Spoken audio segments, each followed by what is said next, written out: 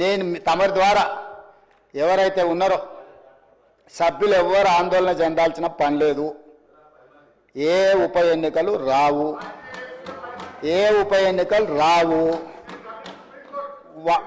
వారు వారి ఉప ఎన్నికలు వారు కోరుకున్నా రావు. ఎందుకంటే ఒకవేళ వారు ఇటు వచ్చినా అటు వచ్చినా ఎటు వచ్చినా ఏ ఉప ఎన్నికలు రావు. అక్కడ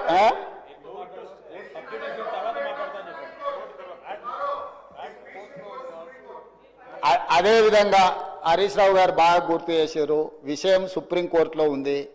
ఆ సుప్రీంకోర్టులో సబ్జుడిస్ అయిన విషయంలో లోపల నేను మాట్లాడితే కొంత ప్రొటెక్షన్ ఉంది, కానీ బయట మాట్లాడే వాళ్ళకి ఎవరికి ప్రొటెక్షన్ ఉండదు. Actual this house is immune for certain laws. ఈ సభలో మనం కొన్ని విషయాలు ప్రస్తావించవచ్చు. సభకు రక్షణ ఉంది తమరి నాయకత్వంలో.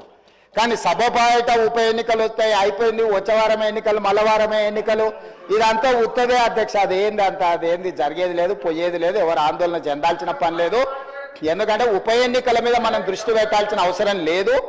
అభివృద్ధి మీద నేను ఎందుకు ఇవన్నీ విషయాలు చెప్తున్నా అధ్యక్ష తమరి ద్వారా అంటే, మా దృష్టి ఎన్నికలు ఉప ఎన్నికల మీద లేదు. మా దృష్టి రాష్ట్ర అభివృద్ధి మీద, రాష్ట్ర సంక్షేమం